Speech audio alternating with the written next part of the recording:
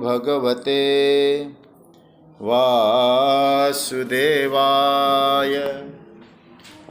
कृष्णाय वासुदेवाय हरये परमात्मने प्रणतक्लेशनाशाय गोविन्दाय नमो नमः।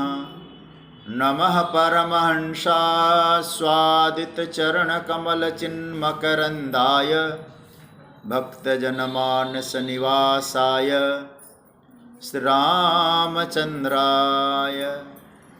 वागीशायस्य वदने लक्ष्मीर्यस्य च वक्षसि यस्यास्ते हृदये संवित्तं नृसिंहमहं भजे। गुरुर्ब्रह्मा गुरुर्विष्णुर्गुरुर्देवो महेश्वरः गुरुस्साक्षात् परब्रह्म तस्मै श्री गुरवे नमः। भगवत चरण कमलानुरागी सभी आत्मीय प्रिय प्रभु प्रेमीजन, हमारे स्वाध्याय परिवार से जुड़े हुए सभी आदरणीय महानुभाव और गाजियाबाद से मेरे पितृतुल्य पूज्य पांडे जी, सभी स्वाध्याय परिवार के मार्गदर्शक मंडल और विज्ञान के माध्यम से स्वाध्याय में जुड़े हुए सभी महानुभाव और यहाँ जो बैठे हैं सभी को मेरा प्रणाम वंदन। प्रभु की मंगलमय कृपा से हम लोग श्रीमद् भगवद गीता के आज 378वें दिन में मंगलमयी यात्रा को लेकर गीता का चिंतन कर रहे हैं। कल भगवान की कृपा से हम लोगों ने कुछ जीवन मूल्यों पर चिंतन किया। आज उसके आगे हम लोग चिंतन करेंगे, लेकिन जो क्रम चला है, ये जो 5 श्लोक है जीवन मूल्य के बारे में, ये याद करने लायक है। इसलिए आइए पहले हम इन श्लोकों का पाठ करते हैं। 7वें से प्रारंभ करते हैं।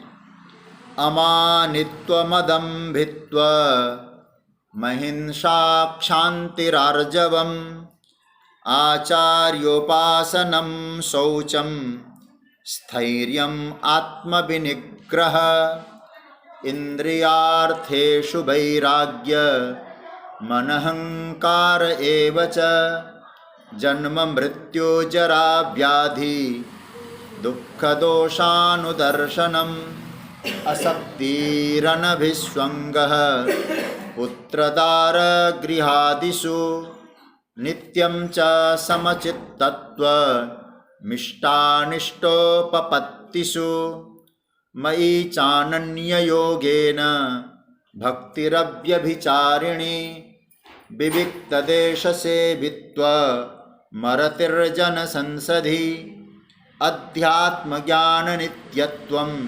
तत्त्वज्ञानार्थदर्शनम् एतज्ज्ञानमिति प्रोक्त मज्ञानं यदतोऽन्यथा।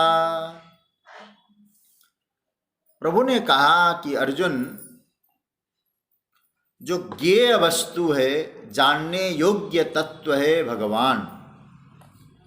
परमात्मा को जानने के लिए, उस जानने योग्य तत्व को अपने अनुभव में लेने के लिए साधक में कुछ अधिकार चाहिए, कुछ जीवन मूल्य चाहिए।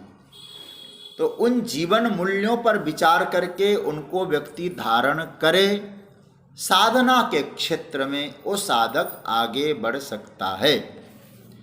तो कुछ जीवन मूल्यों की चर्चा थी। हम लोगों ने 5 तत्व पर चिंतन किया। अमानित्वम पहला था, अदम्भित्वम ये दूसरा था, अहिंसा तीसरा, शांति चौथा, और कल हम लोगों ने देखा आर्जवम, सहनशीलता कैसे होना चाहिए, शास्त्रानुसार होना चाहिए। इस प्रकार से हम लोगों ने चिंतन किया। अब उसके बाद भगवान कहते हैं कि अर्जुन, एक जीवन मूल्य का नाम है आचार्योपासनम। आचार्य की उपासना। आपने उपासना तो भगवान की होती है, यहाँ आचार्य की उपासना क्यों कहा गया? क्योंकि जब भी चर्चा आती है, क्या तुम भगवान की उपासना करते हो? आचार्य है तो उसकी सेवा करनी चाहिए, लेकिन भगवान ने क्या कहा है? उपासना। पहले तो आचार्य कौन है, इसको थोड़ा सा विचार कर लेना चाहिए। आचार्य शब्द का अर्थ बताया, आचीनोति शास्त्राणाम सारम और विज्ञापयति मुमुक्षेभ्य इति आचार्य। हमारे संस्कृत साहित्य में इस आचार्य का अर्थ किया है संपूर्ण जो भगवान की ओर उन्मुख करने वाले शास्त्र है, उन शास्त्रों के सार को ग्रहण करके मुमुक्षुजन, जिज्ञासुजन, जो साधक जन है, उनको जो देता है, उनको समझाता है, तो उसका नाम है आचार्य। थोड़ा सा चिंतन करना। शास्त्रों के सारों को, धर्म के तत्वों को एकत्रित करने के बाद जिज्ञासु साधकों को उस धर्म का जो उपदेश करता है, ज्ञान देता है, उसका नाम है आचार्य। बोले ऐसे आचार्य जनों की सेवा करो, जो आपको धर्म मार्ग पे ले जाता है, उनकी उपासना करो। उपासना का अर्थ सेवा भी होती है। महाभाष्य में क्या लिखा है इसका? मोक्ष साधन उपदेष्टु आचार्यस्य शुश्रूषादि प्रयोगेण सेवनम। जो मोक्ष मार्ग का उपदेश करने वाले जन हैं, उन आचार्यों की हर प्रकार से उनकी सेवा करना। यदि वो सुरक्षित हैं तो धर्म सुरक्षित रहेगा, यदि वो सुरक्षित है, हमारे शास्त्र सुरक्षित रहेंगे। तो हम लोग क्या करें? बोले ऐसे जो आचार्य जन हैं उनके यथोचित सेवा करें। उनको किस चीज़ की आवश्यकता है वो विचार करके उनकी सेवा करनी चाहिए। और सबसे बड़ी सेवा क्या है? आज्ञा समन सुसाहिब सेवा। देखो गोस्वामी जी ने कितनी बड़ी बात कह दी। आचार्य गुरुजनों की सबसे बड़ी सेवा है उनकी आज्ञा के अनुसार चलना। वे जो कहें उनके बात का आदर करके उनकी आज्ञा के अनुसार चलना। मतलब सेवा क्या करनी है ये निर्णय मुझे नहीं करना है। मैं गुरुजी की कौन सी सेवा करूं ये मुझे निर्णय नहीं करना है। सेवा उसे नहीं बोला जा सकता है। गुरु की आज्ञा जो है वो करना एक गुरु की सेवा है। और हम कहें कि नहीं हम तो गुरुजी के चरण ही दबाएंगे, बोले वो सेवा वास्तव में नहीं। गुरुजी कहे तुमको भोजन बनाना है तो उनकी आज्ञा के अनुसार चलना एक गुरु सेवा है। निर्णय सेवक न करें, निर्णय सेव्य करें। सेवा क्या होनी चाहिए? मतलब उनके अनुरूप होकर रहना। देखिए सेवा के कई रूप हो सकते हैं। सेवा के बहुत सारे विकल्प हैं, बहुत सारे रूप हैं। लेकिन जैसे साधारण रूप से कहें कि जो मोक्ष मार्ग का उपदेश दे रहा है, धर्म ग्रंथों का उपदेश दे रहा है, उनको दंडवत करना, उनके चरणों की सेवा करना, उनको सुख पहुँचे इस प्रकार की व्यवस्था करना, यह भी सेवा है। परंतु यथार्थ सेवा क्या है? सच्ची सेवा क्या है?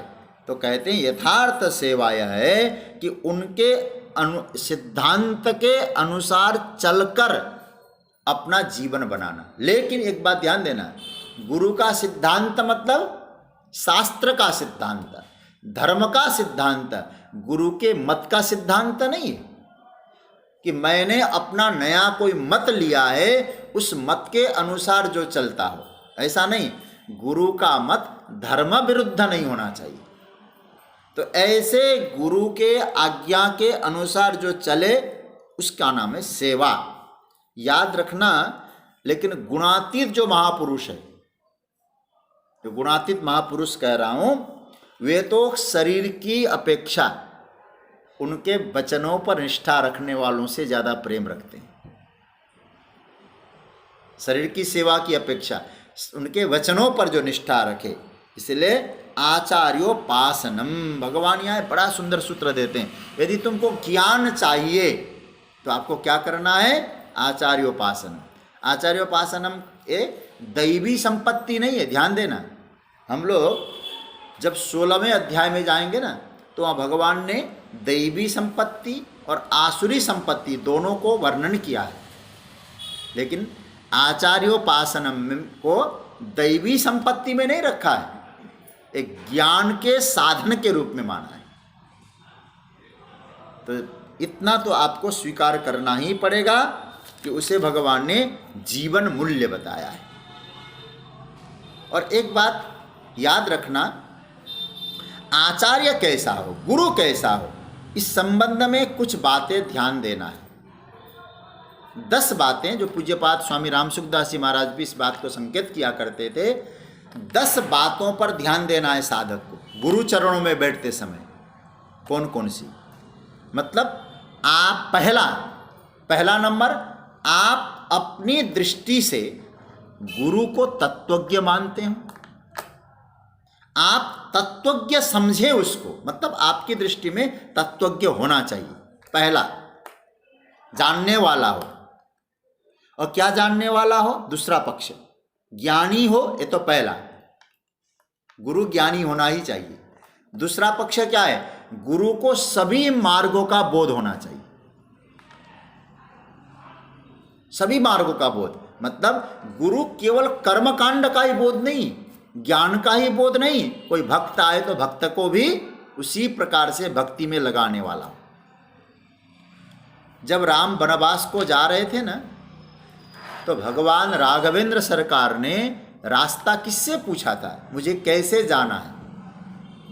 रामायण में स्पष्ट आया है, भरद्वाज जी से पूछा था। भरद्वाज जी से पूछा था कि मुझे कैसे आगे बढ़ना है। आप सोचिएगा, भरद्वाज जी से क्यों पूछा? भरद्वाज जी से इसीलिए पूछा कि भरद्वाज जी कहाँ रहते हैं? प्रयाग में। प्रयाग का मतलब क्या है? संगम।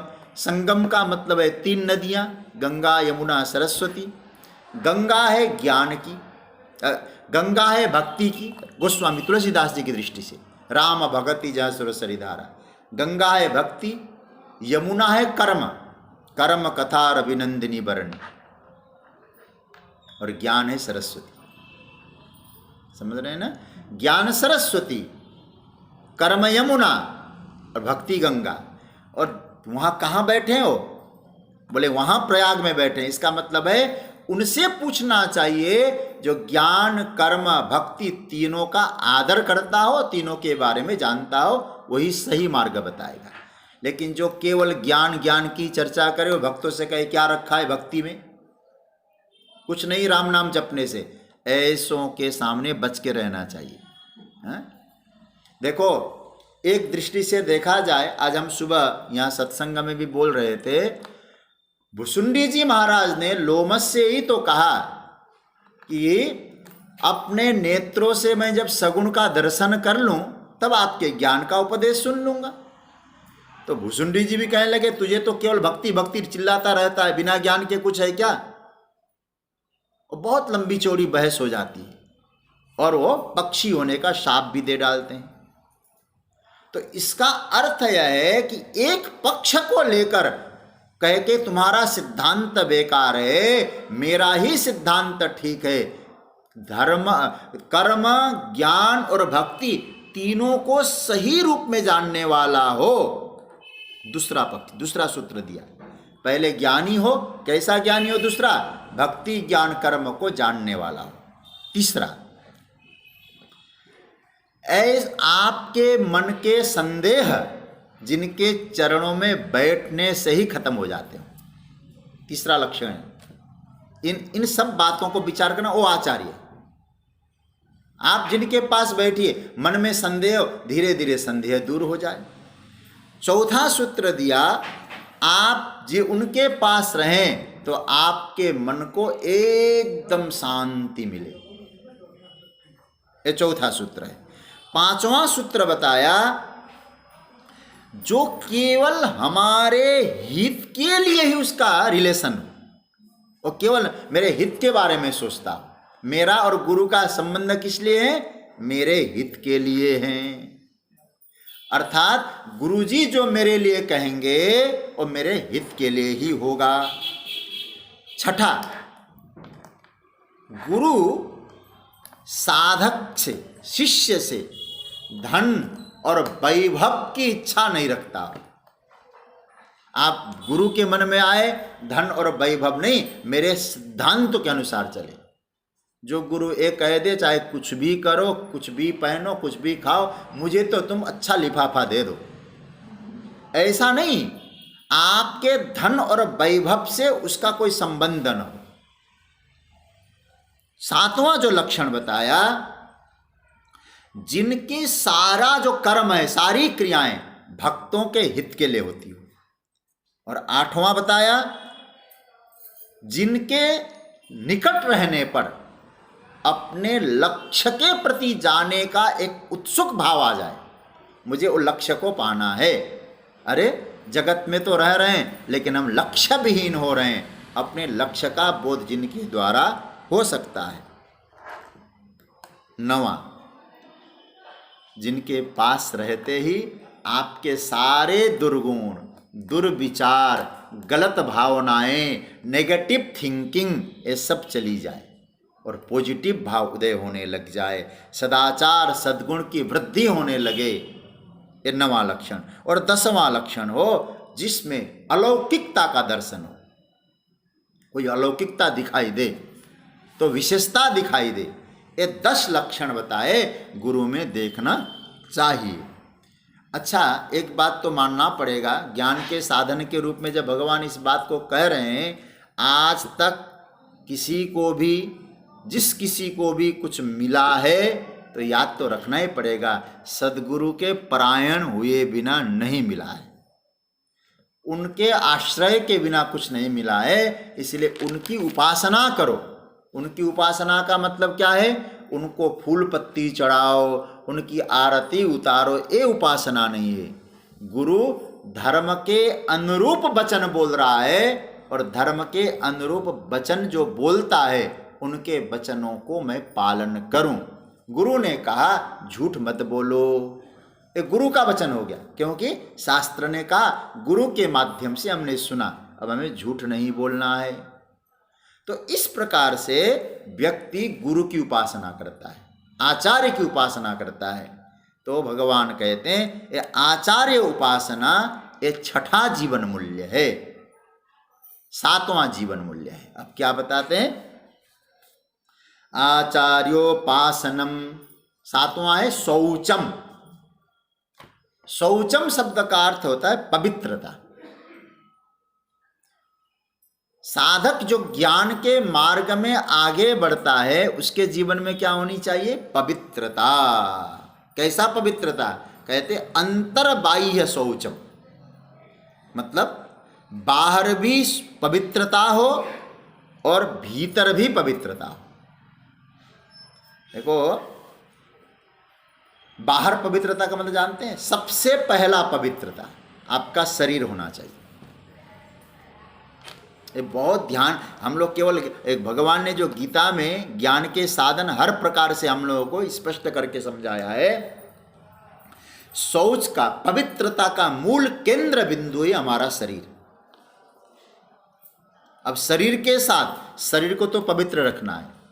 देखो, हम लोग स्वच्छता पर तो बल देते हैं, शरीर स्वच्छ होना चाहिए, इसमें कोई दो राय नहीं। लेकिन जितनी स्वच्छता पर बल देते हैं उतनी पवित्रता पर भी बल देनी चाहिए, शरीर पवित्र भी हो।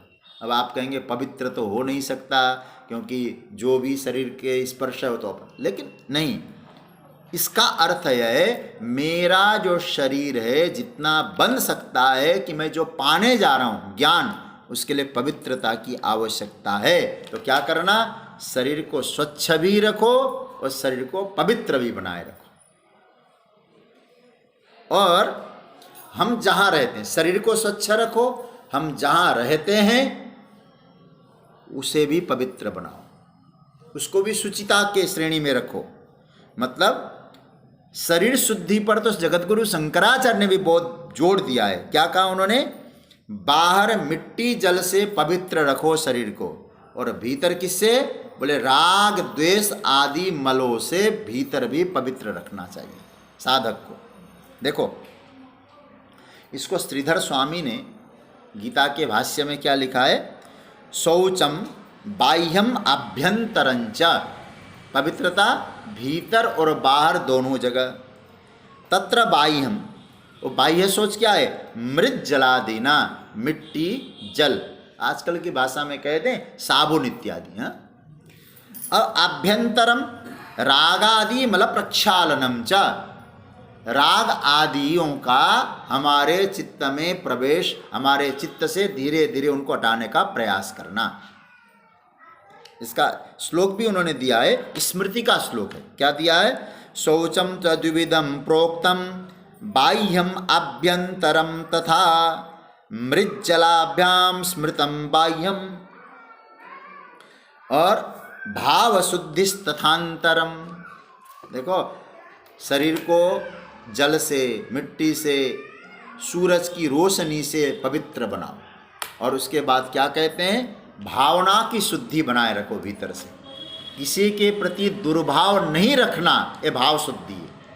तो इससे क्या है? वो शौच जीवन में घट जाएगा, पवित्रता आ जाएगी भीतर। तो भाव शुद्धि, भावना की शुद्धि मतलब मेरे द्वारा किसी का अनिष्ट नहीं होना चाहिए, सबके प्रति मैं स्नेह रखूं, सबके सद्भाव के बारे में सोचूं, यह है भाव शुद्धि।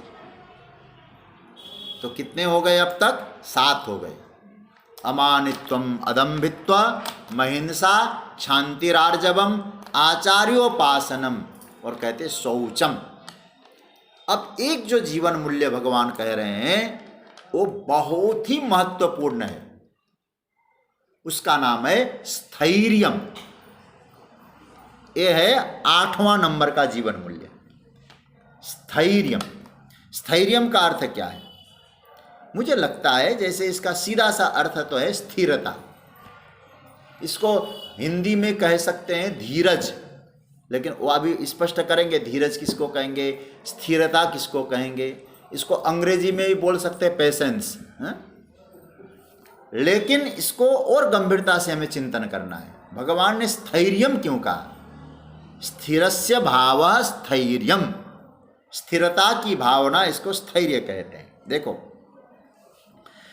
यह किसी भी मनुष्य को ज्ञान का अधिकारी बना सकता है। सच्ची बात कहूं, ये स्थैर्यम नाम का गुण यदि किसी साधक में आ जाए तो किसी भी व्यक्ति को ज्ञान का अधिकारी बनाने का सामर्थ्य यह गुण रख सकता है। यह है स्थैर्यम। इसको भाष्य में देखे बिना तो इसका अर्थ निकलेगा नहीं। भाष्य में क्या लिखा है? स्थिर भावो मोक्ष मार्गे एव कृत अध्यवसायत्वम। ये शंकराचार्य भगवान के भाष्य में आया, शंकर भाष्य में। स्थिर भावो मोक्ष मार्गे एव कृत अध्यवसायत्वम। इसका क्या अर्थ है? मुक्ति के मार्ग में ही निश्चित करके निष्ठा रखना, मोक्ष मार्ग के प्रति निष्ठा रखना, इसका नाम है स्थैर्य। देखो भाई, हम तो बड़े धैर्यवान हैं, कोई हमको एक थप्पड़ दे दिया ना किसी ने, मैंने उसको कुछ भी नहीं कहा। क्यों? बोले हम तो बहुत स्थिर धीरज आदमी है, धैर्य रखते हैं। बोले इसका नाम स्थिरता नहीं है, इसका नाम स्थैर्यम नहीं है। किसको स्थैर्य कहते हैं? ध्यान देना। प्राय ऐसा भी हुआ है,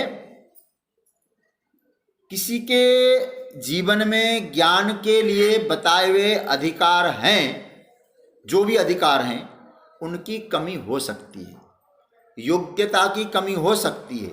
जो अभी बताए गए ना अमानित्व इत्यादि जो गुण शायद उस साधक में न भी हो, लेकिन एक बात तो हमारे आचार्यों ने कहा है, स्थैर्यम नाम का गुण यदि साधक में आ जाए, बाकी सारे अवगुणों को स्थैर्य निगल लेगा।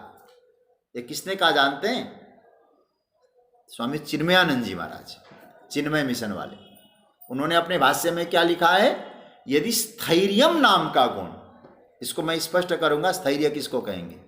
यदि वो आ जाए, वो सारे अवगुणों को निगलने का सामर्थ्य स्थैर्य में। अतः यह बहुत ही बड़ा गुण है स्थैर्य, जो अनेक अनेक अवगुणों को अतिक्रमण करके आपको आगे ले जा सकता है। मोक्ष मार्गे कृत अध्यवसायत्वम, यह शब्द है। देखिए, मुक्ति के मार्ग में, मोक्ष के मार्ग में अपने बुद्धि को दृढ़ बनाए रखना। अब आप कहेंगे मोक्ष क्या है भाई? मोक्ष मार्ग बताया आपने, तो स्थैर्यम का अर्थ क्या बताया? मोक्ष के मार्ग में अपनी बुद्धि को निश्चय पूर्वक दृढ़ बना के रखना स्थैर्यम है। अब प्रश्न उठा है मोक्ष क्या है? अब ये तो कहा जाता है ना, मोक्ष का मतलब है कि आदमी मर जाता है, उसके पार्थिव देह को गंगा जी तक पहुंचाया जाता है, आग लगा दी जाती है, वहाँ से जो राख बचता है उसको तो गंगा जी में डाल दिया जाता है, और गंगा जी में जलाया, गंगा जी में राख डाला, तो हो गई मुक्ति, हो गया मोक्ष। लेकिन शंकराचार्य भगवान कहते हैं इसका नाम मोक्ष नहीं है। ये बड़ा समझदारी से ध्यान देना, मोक्ष मार्ग के प्रति आपकी बुद्धि की निष्ठा। मोक्ष क्या है पहले इसको समझो, और कभी भी मरने का नाम मोक्ष नहीं, ये भी अच्छी तरह से कान खोल के सुन लें। मृत्यु को मोक्ष नहीं कहा गया है। अब आजकल तो लोग कहते हैं उनको मोक्ष मिल गया, पता नहीं मिला कि नहीं मिला, यहाँ के लोग बोल देते हैं। मोक्ष का अर्थ क्या है? मृत्यु के बाद को पाने वाली कोई घटना नहीं है। हमें अपने शरीर के प्रति मोह होता है, हमें अपने वस्त्रों के प्रति मोह होता है, हमें अपने परिवार के प्रति, बच्चों के प्रति, वस्तुओं के प्रति जो मोह होता है, उस मोह का क्षय हो जाए, उसका नाम है मोक्ष। समझ रहे हैं ना? ये मोह का क्षय होना, नाश होना। मतलब क्या हुआ? जिस दिन आपको मोह की निवृत्ति हो गई। अब मोह मतलब क्या है? फिर आप कहेंगे मोक्ष क्या, आप व्याख्या कर रहे हो, मोह के बारे में बता दो। मोह का मतलब होता है उल्टा दिखना। उल्टा देखना, उल्टा कैसे देखना?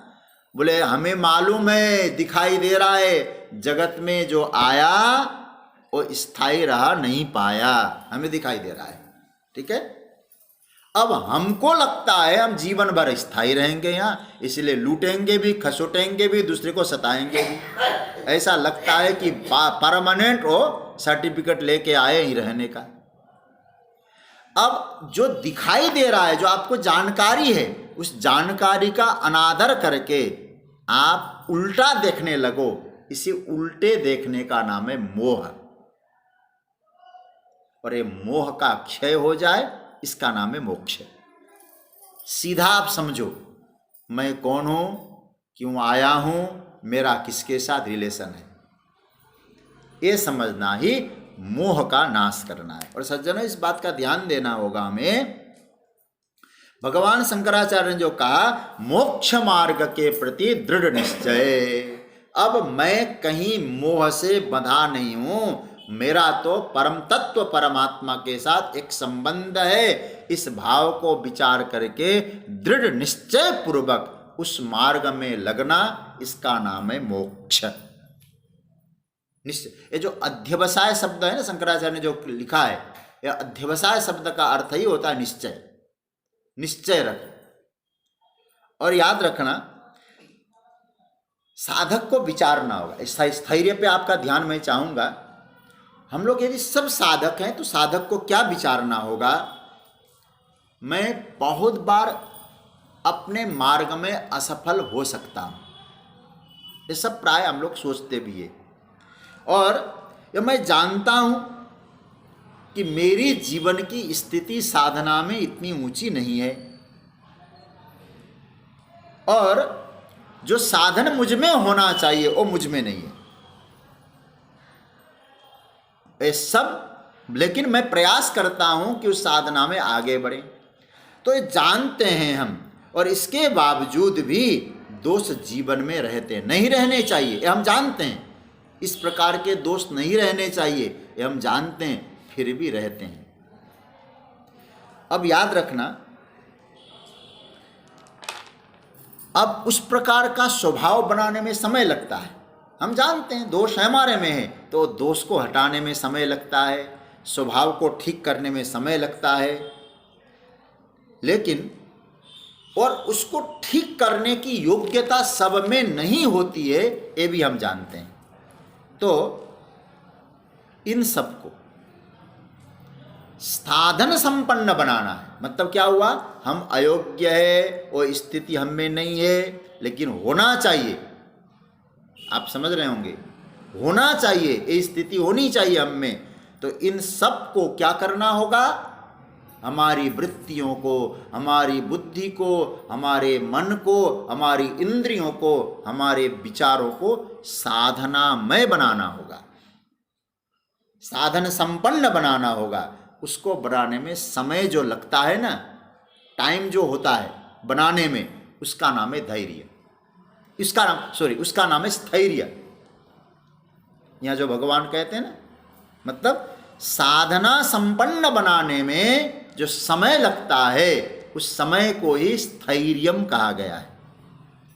सुधार के लिए जितना मेरे को जरूरत है, जब मैं स्वयं खुद को टाइम नहीं दे पाता हूं, तो दूसरा हमको कैसे समय देगा। मैं आपको थोड़ी सी गंभीरता में ले जाना चाह रहा हूं। मतलब क्या हुआ, मतलब अपने आप को मुझे सुधार करना है। अपने आप को सुधार करने के लिए दूसरा तो टाइम दे, लेकिन हम स्वयं के लिए अपना समय दे पा रहे हैं। जैसे स्टूडेंट को पढ़ाने के लिए 2-4 घंटा टाइम दे रहे हैं शिक्षक, लेकिन क्या वो जो पढ़ाया है, यदि स्टूडेंट उस पढ़ाई हुई चीज़ पर ध्यान नहीं देगा, टाइम नहीं देगा, तो पढ़ाया हुआ कोई महत्व नहीं रह जाता है। तो गुरुजन हमको टाइम देते हैं। इसलिए आपने विचार किया होगा, जो बुद्धिजीवी लोग हैं ना, वो क्या कहते हैं, बीच में बोला जाने लगा, आप अब हमको टाइम दीजिए और स्वयं को भी टाइम दीजिए, गुरुजनों को भी टाइम दीजिए और स्वयं को भी समय दीजिए। इस टाइम देने का नाम कई जगह धीरज कहा गया है, कभी कभी धीरज कहा गया है। उसी को यहाँ भगवान ने स्थैर्य भी कहा है। क्या बताया, लेकिन एक बात ध्यान देना, दूसरे को समय देना एक तो हुआ, और स्वयं को अपने लिए समय देना 2 हुआ। तो धीरज क्या कहा, तो दूसरे को समय देते हैं, उसको भी कई जगह धीरज कहा गया। और स्वयं हमको, हम अपने लिए समय दे रहे हैं। हमारे आचार्यों ने कहा, विशेष करके पूज्यपाद, मैं अभी जिनका नाम ले चुका हूँ, पूज्य स्वामी चिन्मयानंद जी महाराज कहते हैं, हम दूसरे को समय दे रहे हैं, दूसरा हमको समय दे रहे हैं, लेकिन हम अपने लिए यदि समय देते हैं सुधार के लिए, उसका नाम है स्थैर्यम। बड़ी सुंदर व्याख्या है। उसी को, जब बड़े लोग हमको टाइम देते हैं, मैं अपने आप को टाइम देता हूं, तो कहलाएंगे स्थैर्य। किंतु जब बड़े मुझको टाइम देते हैं, हमारे गुरुजी हमको दे रहे हैं, हमारे पिताजी दे रहे हैं, हमारी माँ दे रही है, समाज के विशिष्ट लोग दे रहे हैं, ये उनकी उदारता को धीरज कहते हैं, स्थैर्यम नहीं कहते, क्योंकि उन्होंने दिया, आपने अपने आप को नहीं दिया। आपको कठिन लग सकता है इस डेफिनेशन को समझने में, पकड़ लेना थोड़ा सा। दूसरे ने मुझे समय दिया, ये उनकी उदारता धीरज है, स्थैर्यम नहीं है। मैंने भी अपने आप को समय दिया, इसका नाम है स्थैर्यम। देखिए, एक ही गुण जो है ना, अलग अलग शब्दों में अलग अलग अर्थ निकलता है, उसके शब्द भी अलग अलग होते हैं। असल में काम तो एक ही हो रहा है। क्या हो रहा है कि मैं जानता हूँ कि मुझ में योग्यता नहीं है, मैं इतना साधन संपन्न नहीं हूँ, मेरे स्वभाव में बहुत सारे दोष है, मेरी दिनचर्या में दोष है, मेरी वाणी में दोष है, मेरे व्यवहार में दोष है। दूसरा जानता है या नहीं, मैं तो अपने बारे में अच्छी तरह से जानता हूँ, मैं कौन हूँ। और सच्ची बात तो है, मैं अपने बारे में जितना जानता हूं दूसरा कौन जान सकता है। परंतु दो चीजों को यहां चिंतन करने की आवश्यकता है, दो बातों पर। एक तो यदि कहीं मुझे थोड़ा विवेक मिला हुआ है, मैं क्या शब्द का प्रयोग कर रहा हूं, मुझे कहीं गुरुजनों से थोड़ा विवेक मिला हुआ है। और ये तो आप जानते हैं विवेक तो गुरुजनों से मिलता है, बिनु सत्संग विवेक न होई, विवेक तो गुरुजनों से प्राप्त होता है। तो विवेक के आधार पर हम लोग थोड़ा सा चिंतन करें, देखें तो क्या मिलेगा। जीव के पास, आज मैं आपको थोड़ा और गंभीरता में उतारना चाह रहा हूं, आज आप ध्यान से समझना। साधक के पास विवेक के धरातल पर यदि चिंतन करे, विवेक के आधार पर यदि सोचे साधक, तो आत्मनिष्ठ ब्रह्मनिष्ठ होने के अतिरिक्त साधक के पास क्या विकल्प है, आप सोचना थोड़ा सा। और भक्ति की यात्रा में कहें भगवान की शरणागत होने के अलावा आपके पास कोई विकल्प है जीवन के क्षणों में? पूरा आप जीवन का चिंतन करिएगा, शुरुआत से लेके अंतिम तक का चिंतन करिए, दूसरे का चिंतन करिए, स्वयं का चिंतन करिए, आपको दूसरा कोई अल्टरनेटिव रास्ता नहीं मिलेगा। क्या? भगवान की शरणागति, ब्रह्मनिष्ठ आत्मनिष्ठ होने की अपेक्षा। इसको हम लोग एक शब्द दे सकते हैं, विकल्पहीनता, अल्टरनेट का अभाव। कोई अल्टरनेट व्यवस्था नहीं है, मतलब विकल्पहीनता का सच प्रकट होना चाहिए। मतलब क्या हुआ? विचार करके, सत्संग करके, गुरुजनों के आश्रय से, गुरु कृपा से जैसे भी प्रकट हो, तो आपके जीवन में दूसरे विकल्प का तो अंत होना ही चाहिए। एक ही विकल्प बचना चाहिए कि अंत में आत्मनिष्ठ होना है, ब्रह्मनिष्ठ होना है, प्रभुनिष्ठ होना है। और एक बात आप जानते हैं, किसी के बने बिना, किसी की शरणागति लिए बिना, किसी के हुए बिना आज तक किसी व्यक्ति का, किसी साधक का कल्याण हुआ हो, ऐसा तो मेरी छोटी बुद्धि ने आज तक नहीं पाया। किसी का तो बनना ही पड़ेगा। ऐसा कोई उदाहरण आपको प्रस्तुत नहीं कर पाएंगे कि किसी के हुए बिना किसी का कल्याण हुआ हो। तो क्या मतलब हुआ? तो हमको क्या चिंतन करना होगा? अब संसार के विषय में थोड़ा चिंतन करें। संसार के विषय में चिंतन का मतलब ये हुआ, जब भी हम संसार के संपर्क में आए हैं, जगत के बारे में आए, जगत से कांटेक्ट बना रहा, तो जगत के साथ संबंध बनने से, संपर्क बनने से केवल इस सत्य का एक कॉन्फर्मेशन आपके जीवन में होता है कि इतने बड़े व्यक्ति हैं, इतनी ऊंचाई पर ये पहुंचे हैं, सब कुछ है, लेकिन ये परेशानी में रहते हैं। मैं विकल्प पर चिंतन कर रहा हूं, कोई दूसरा भी आपके पास अल्टरनेटिव मार्ग है कि नहीं? है सब कुछ इनके पास, क्या कमी है? लेकिन परेशानी में, टेंशन में रहते हैं। आप सोचिए, क्या एक कन्फर्मेशन है कि नहीं है? प्रायः जगत में एक कन्फर्मेशन तो आपको मिलता ही मिलता है। किस बात की? कि जो हमने गुरुजनों से सुना है, जो हमने विचार किया है, यह समझा है। तो फिर क्या हुआ? जगत के संपर्क से तो समझ में आया कि सब कुछ होते हुए भी पूर्ण है नहीं जगत में कोई। तो फिर क्या अर्थ निकाला जाए? इसका अर्थ ये भी नहीं निकालना चाहिए कि दुनिया के कांटेक्ट से व्यक्ति को बचना चाहिए, संसार के संपर्क से व्यक्ति को बचना चाहिए, ये अर्थ कदापि नहीं निकालना होगा। क्योंकि कभी कभी संसार का संपर्क भी वैराग्य का उदय कर सकता है। समझ रहे ना? संसार के संपर्क भी वैराग्य का उदय। अरे भाई, बुद्ध को वैराग्य क्यों हुआ? मरते हुए को देखकर, रोगी को देखकर, तो यदि संसार में नहीं थे तो संसार का संपर्क कभी कभी आपके जीवन में भी वैराग्य उत्पन्न कर सकता है, लेकिन लेकिन लेकिन शर्त एक है। क्या शर्त है? शर्त एक है कि आप धैर्यपूर्वक देखें, धैर्यपूर्वक अवलोकन करें।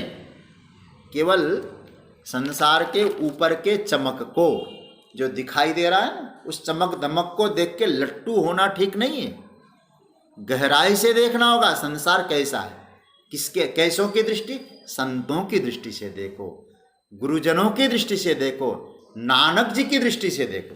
नानक जी से पूछा गया संसार आप क्या समझते हैं? नानक जी ने कहा नानक दुखिया सब संसारा। संसार में जो भी है सब दुखी है। जो नानक जी को दिखाई पड़ रहा है, जो तुलसी को दिखाई पड़ रहा है, जो सूरदास को दिखाई पड़ रहा है, जो बुद्ध को दिखाई पड़ा है, जो हमारे संत सद्गुरुजनों को दिखाई पड़ रहा है, क्या दिखाई पड़ा? जगत को वास्तविकता के रूप में समझा उन्होंने। जानने की जरूरत है। मैं एकदम स्थैर्य पे आ रहा हूं, ध्यान से सुनिएगा। मतलब कि जो उनको दिखाई पड़ा वैसे ही देखने की क्षमता रखी। जो श्री कृष्ण को दिखाई पड़ा, भगवान श्री कृष्ण ने क्या कहा जगत के बारे में? दुखालयम अशाश्वतम। ये जाना है प्रभु ने। और यदि ये आप जानेंगे तो आपके जीवन में वैराग्य का भाव आएगा। और वैराग्य का भाव आने का मतलब ये अर्थ मत लगा लेना कि घर द्वार छोड़ के हरिद्वार चला जाएगा। श्री कृष्ण ने कहा है संसार दुखों का भंडार है, लेकिन महाभारत का युद्ध करवाते हैं, माखन चुराते हैं, द्वारिका नगरी बसाते हैं, 16,008 पत्नियां होते हैं, 10-10 बेटे होते हैं, प्रत्येक पत्नी से एक एक बेटी होती है। संसार लेकिन जानते भगवान दुखालय है। संसार को देखा भगवान ने, इस दृष्टि से देखो। और तब क्या होगा? अपना परिवार मरता है, अपने लोग मरते हैं, अपनी कमाई हुई संपत्ति नष्ट होती है, उस समय भी भगवान मुस्कुराते हैं। यही तो सत्संग है, यही तो स्थैर्य है। भगवान यह कहना चाहते हैं अर्जुन कि ऐसी क्षमता। तो क्या बताया ठाकुर जी? पहली बात तो स्थैर्य में विचार के धरातल पर जो सहयोग करती है वह यह कि मेरे पास दूसरा कोई विकल्प नहीं है कि मैं कहाँ जाऊं, क्योंकि देख लिया जगत को, शुरू से अंत तक मैंने देखा है। मेरे पास कहीं जाने का विकल्प है क्या? आप क्योंकि मैं आपको एक और बात स्पष्ट कर दूं, ये जो मूल्य है ना, ये मूल्य केवल याद करने के लिए नहीं है, ये विचार करने के लिए। मेरे लिए विकल्प क्या बचा? मैं कहां जाऊं और मुझे सुख शांति मिले? सूरदास जी का एक पद है, बहुत सुंदर पद है। सूरदास जी कहते हैं महाराज मैंने देख लिया है। क्या बोलते हैं? मेरो मन अनंत सुख पावे। ये देखो मैंने कहा था ना, कहां सुख मिल रहा है? अल्टरनेटिव खोजिए जरा, कहीं है क्या? तो कहते हैं मेरो मन अनंत सुख पावे। अनंत मतलब कहीं अन्यत्र। मेरा मन कहां सुख पाएगा? कैसे? जैसे उड़ी जहाज को पंछी पुनि जहाज पै आवे। बीच समुद्र में एक जहाज है, उसमें एक पक्षी है और घूमने निकला है। समुद्र में कितना दूर जाएगा वो पक्षी? वापस तो वही आना है। तो उसको सुख कहाँ मिला? वो घूम घाम के कहा अरे नहीं, आधार तो यही है। तो संसार को इस तरह से देखना, घूमना होगा, जाना होगा, लेकिन आश्रय कोई होना चाहिए, वो है मेरा। और आगे क्या कहते हैं? कमल नयन को छाड़ी महात्म और देव को ध्यावे। अरे भाई हमारे परम प्रभु परमात्मा नंदन बांसुरी बंसी वाले श्याम सुंदर अथवा धनुर्धारी भगवान राम, त्रिशूलधारी शिव, अपने जो इष्ट तत्व है वो इष्ट को छोड़ के हम इधर उधर किस की पूजा करें, किसका ध्यान करें? परम गंग को छाड़ी पियासो दुर्मति कूप बनावे। गंगा जी कल कलिनादिनी बह रही है, सुंदर है। कहा कि वहां से तो पानी नहीं पीता, बोले गंगा जी के बगल में कुआं खोदता है। ऐसा ही तो हो रहा है। अब जो वास्तव में सुख है उसको भूले जा रहे हैं। और आगे क्या कहते हैं, जिन मधुकर अंबुज रस चाख्यो, जिस भौरे ने सुंदर मधुकर पुष्प के सुगंध का रस लिया हो, क्यों करील फल खावे, टेटी का ऐसा कड़वा फल क्यों खाएगा। और अंत में सूरदास जी कहते हैं, सूरदास प्रभु काम धेनु तजी, छेरी कौन दुहावे। और सामने तो आ गए, हमको प्यास लगी थी, कामधेनु। कामधेनु मतलब कामधेनु गाय, गौ माता। और कहती है कि आओ मुझे गाय, मुझे दूह लो। और हम कामधेनु तो छोड़ दिया, और किसको दोहने चले, छेरी। छेरी मतलब जानते हैं, बकरी। बकरी को दोहने चल दिए हम। इसलिए यहां सूत्र क्या दिया जा रहा है, भाई मेरा मन ये चिंतन करो, कहीं सुख पा रहा है, आपको लगता है क्या कहीं विकल्प है आपका। इसलिए ये जो सूरदास जी का जो रियलाइजेशन है, तुलसी जी का जो रियलाइजेशन है, जो बोध है, वह बोध भगवान की कृपा से, वह बोध हमारे संत चरणों की कृपा से अंतकरण में घटित होना चाहिए। गीता सुन रहे हैं, ये बात ध्यान देना, हम कहाँ टिक सकते हैं, कहाँ रुक सकते हैं। जैसे पंछी का स्वभाव उड़ना है ना, उड़ उड़ के फिर एक जगह आना है। जैसे उसी तरह से मन का स्वभाव भी उड़ना ही है भाई, एक जगह टिकता तो है नहीं। आप लोग 6ठे अध्याय में पढ़ चुके इसको, चंचलम्मी मनः कृष्ण प्रमाति बलभद्रिडम। किंतु जब उसको उड़ उड़ कर बार बार लौटना है, और कहाँ लौटना है, अपने अधिष्ठान पर ही लौटना है, हा? और अधिष्ठान पर लौटने के बाद ही आराम भी मिलता है जी। इसलिए परमार्थ में, परमात्मा की प्राप्ति में ही पूर्ण विश्राम है, भगवान में ही पूर्ण विश्राम है। तो क्या मतलब हुआ, स्थैर्यम मतलब उस परमात्मा की प्राप्ति के लिए आप, अथवा उस मूल्य की प्राप्ति के लिए आप जो अपने लिए समय देते हैं। कौन सा समय देते हैं, गुरुजनों ने आपको समय दिया, और उस गुरुजनों के दिए हुए समय में आप भी समय देकर उसका चिंतन करके उसको धारण करते हैं, इसी का नाम है स्थैर्यम। बहुत बिंदु पर ध्यान देना है। जब कोई महापुरुष इस बिंदु पर पहुंचता है, मैं ऐसे इसलिए महापुरुष कह रहा हूं जो ये बिंदु पे पहुंचे, कोई साधारण व्यक्ति है नहीं वो। स्थैर्यम वाले बिंदु पर जब कोई महापुरुष पहुंचता है तो समझ लेना वो कृतार्थ हो जाता है। इसलिए शंकराचार्य ने क्या कहा, कृत अध्यवसायत्वम, निश्चय करके पहुंचता है। मैं बार बार आपसे कहूं, ये जो 5 श्लोक है ना, जिसमें 20 गुण बताए हैं, इनको याद भी करिएगा और मनन भी करिएगा। याद करने के बाद मनन होगा, फिर याद किए गुनगुनाते रहिए, कभी याद आए। स्थैर्य का मतलब क्या है, अरे स्थैर्य का मतलब है जहाँ गुरुजनों ने हमको जो समझाया, हमने अपनी ओर से समय दिया और वहाँ हमारा मन लगता है और टिकाए रखना है, और हमें इस निर्णय हो जाए, अल्टरनेटिव कोई व्यवस्था नहीं है, एक ही है, आत्मनिष्ठ होना, भगवत शरणागत होना, ये बताया। इसलिए एक तो ये हुआ विकल्पहीनता का बोध, अल्टरनेट नहीं होने का ज्ञान, ये पहला सूत्र है। अब दूसरा एक और चीज हमारे पास है अभी समय, दूसरे एक चीज पर विचार करें, वो क्या है। दूसरा एक स्वभाव होता है, वो स्वभाव मैं हमारी साधना के क्षेत्र में बता रहा हूं।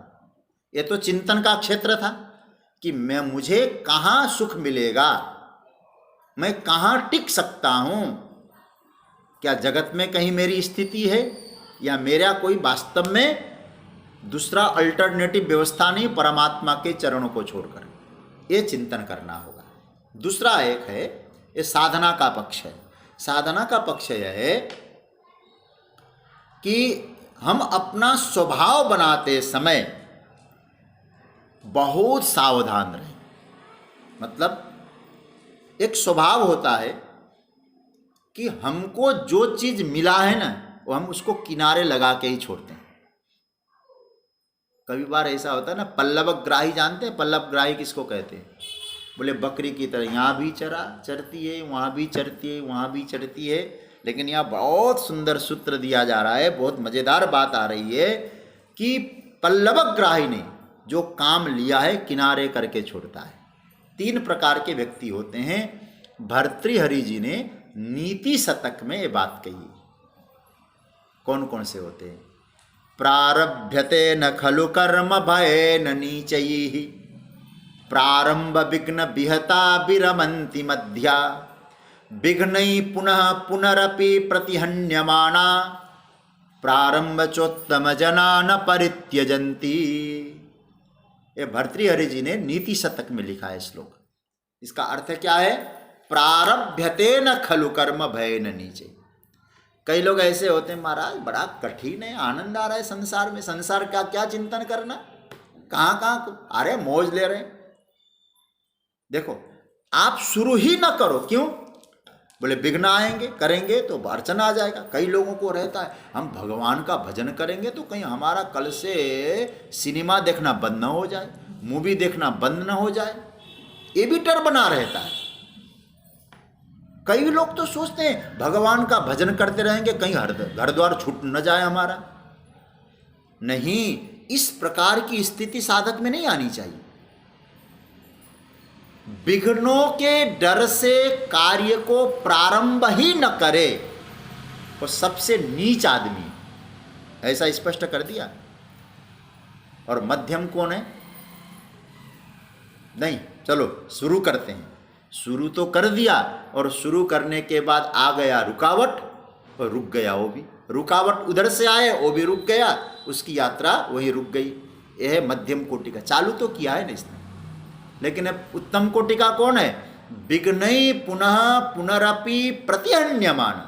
एक नहीं, दो नहीं, निरंतर विघ्न आते रहे और उन विघ्नों को भी वो पार करता गया। कहते हैं वो उत्तम है, श्रेष्ठतम साधक है। इसलिए ऐसा जो स्वभाव बहुत छोटी छोटी चीज़ों से बनता है कि हम उस प्रारंभ किया है पूरा करके ही छोड़ेंगे, परंतु एक बार जब बन जाता है आप बहुत बड़ी चीज़ के लिए अप्लाई कर सकते हैं फिर। लेकिन एक बार बनना जरूरी है तथा, और एक बार छोड़ने का स्वभाव बन जाए।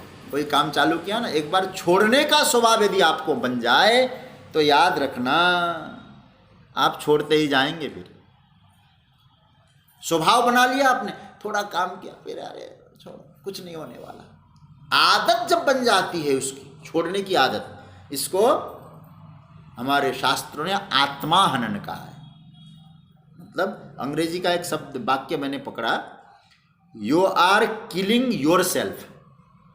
आप अपने आप को, अपने हुनर को मार रहे हैं। क्यों? बोले आप कोई बात नहीं कर पाएंगे। देखिए, आप एक ऐसे स्वभाव को निर्मित करें, ऐसे स्वभाव को निर्मित करें कि अपने लिए जो आपको कभी भी किसी जगह पहुंचने में कठिनाई न हो। लेकिन ऐसा स्वभाव बना लेंगे पहुंच ही न पाए। जैसे एक आदमी पानी की तलाश में गया और उसने कुआं खोदा। कितने कुएं खोदता है? बोले 20 कुआं खोदता है। और कितने फीट वाले? बोले 5-5 फीट वाले। 5-5 फीट के 20 कुआं खोदता है। एक कुआं खोदता है ना तो क्या कहता है, अरे भैया कब होगा, चलो दूसरा। धैर्य खो देता है, पेशेंस नहीं रखता है, चला जाता है। धीरज टूटता है और उसे लगता है यहाँ नहीं मिलेगा, वहाँ मिलेगा, दूसरी जगह खोदता हूँ। ऐसा करते करते पता चला कि उसने 20 कुआं खोद लिया, एक बूंद पानी नहीं मिली। आप जरा सोचिए, अगर एक ही जगह उतनी मेहनत करता तो फिर क्या होता? 20 मिलाओ 5 जगह 100 फीट होता कि नहीं? 100 फीट क्यों खोद सकता था? 50 फीट में तो पानी आ जाता, 2 कुआं खोद लेता हूँ तब तक, लेकिन वो 5-5 फीट खोदता गया। तो यह जो स्वभाव है वो स्थैर्यम को जन्म नहीं देगा। धीरज स्थैर्यम वहां आ ही नहीं सकता है। अतः ध्यान देना है हमारा नेगेटिव स्वभाव न बनने पाए, हमारा स्वभाव कभी नेगेटिव न हो। अगर हमने कोई चीज लिया है हाथ में तो हम उसको पूरा करके ही छोड़ेंगे। थोड़ा समझना इसको अच्छी तरह से। हो सकता है आप, एक बात और कहूँ, आपने शुरू किया, आपको परिणाम में कुछ नहीं मिला, ध्यान देना, आप बीच में रुके नहीं, आपने पूरा तो किया, आपको रिजल्ट में कुछ भी नहीं मिला। लोग क्या कहते हैं, आपने इतना समय व्यर्थ गंवा दिया ना, क्या फायदा हुआ इतना काम करने से। इसके बावजूद आप इस बात को ध्यान रखिएगा, ठीक है, लोग तो कहेंगे तुमने समय को जाया कर दिया, कुछ मिला नहीं। इसके बावजूद भी हमको ये चिंतन करना चाहिए, अगर मैं इसको पूरा करता हूं तो मुझे एक लाभ मिलेगा। भले रिजल्ट में कुछ नहीं आया, लेकिन आपको एक लाभ मिलेगा। आप कहेंगे कौन सा लाभ मिलेगा? और आप कहूं वो लाभ है पूरा करने का स्वभाव मिलेगा आपको। कोई काम लेंगे तो उसको पूरा करने का एक स्वभाव आप में पनपने लगेगा, क्योंकि आपने पूरा किया है। भले ही आपको उधर से कोई परिणाम नहीं मिला है, रिजल्ट नहीं मिला है, यदि आपने वो पूरा किया है तो पूरा करने का एक स्वभाव है, और मुझे लगता है ये आपके लिए बहुत बड़ी उपलब्धि हो। कभी ना कभी आपको बहुत बड़ा ये सहयोगी बन सकता है, बहुत बड़ा आपको लक्ष्य में पहुंचाने का एक कारण बन सकता है। तो इससे क्या हुआ, मेरा स्वभाव पुष्ट हुआ। इसका मतलब है जो मैं लूंगा वह मैं पूरा करूंगा। इस स्वभाव की जो परिपुष्टि है वो हमें स्थैर्यम नाम का जो सद्गुण है वो प्रकट होने देता है।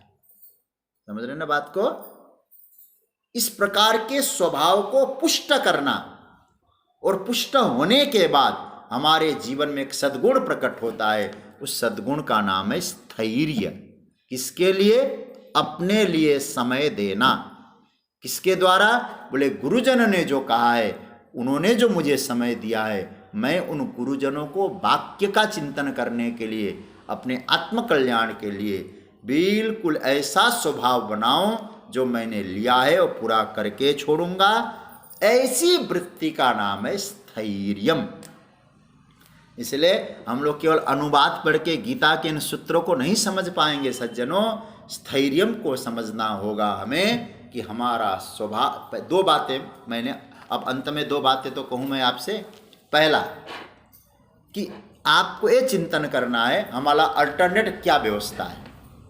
अंत में ब्रह्मनिष्ठ भगवत शरणागति से अलावा दूसरा कोई अल्टरनेटिव व्यवस्था है या नहीं, ये चिंतन करना है। और आपको रिजल्ट मिलेगा नहीं है कोई, जैसे मैंने पक्षी का उदाहरण दिया। दूसरा, अब उसके लिए क्या करना है, ऐसा आपको धैर्यपूर्वक स्वभाव बनाना पड़ेगा कि मैंने वहाँ तक पहुँचने के लिए जो हाथ में लिया है उस समय को जाया नहीं करना है मुझे, ठीक है, लेकिन परिणाम मिलता हो या नहीं मिलता हो मुझे उस मार्ग पे डटे रहना है। जब इस प्रकार की व्यवस्था व्यक्ति सोचता है तो उसके जीवन में गीता का ये जो गुण है, ये कौन से नंबर का गुण बताया मैंने, ये जो गुण आपके जीवन में आएगा, इस जो है 8वां जो मूल्यनिष्ठ सद्गुण है और आपके जीवन में प्रकट हो जाएगा। इसलिए आप सब इस स्थैर्यम के भागीदारी हैं। आप लोग चिंतन करिएगा 2 बातों पर आज जो हम लोगों ने चिंतन किया। एक तो आप मनन करिए, कौन सी चीज़ का मनन करना है कि अल्टरनेटिव क्या व्यवस्था है अंत में जाकर। दूसरा तो वही परमात्मा से जुड़ना है, तो हम अपने स्वभाव में हारे नहीं, स्वभाव से थके नहीं, डटे रहे। जैसे साधारण रूप से भी कहा जाए ना, कई लोग गीता का चिंतन करते हैं, बोले समझ में नहीं आता, दिमाग के ऊंचा ऊपर से चला जाता है, क्योंकि पकड़ने की कोशिश नहीं करते। और आप लोग इतने प्रेम से पढ़ लेते हो, समझ लेते हो। क्यों? क्योंकि आप लोगों ने छोड़ा नहीं, इसको निरंतर जारी रखा, इसका ये परिणाम है। खूब इस पर आप लोग मनन करें। आगे की चर्चा हम लोग कल करेंगे। तो आज की चर्चा को यहाँ विराम दिया जा रहा है। आइए ओंकार की ध्वनि करके चर्चा को विराम दें। ओ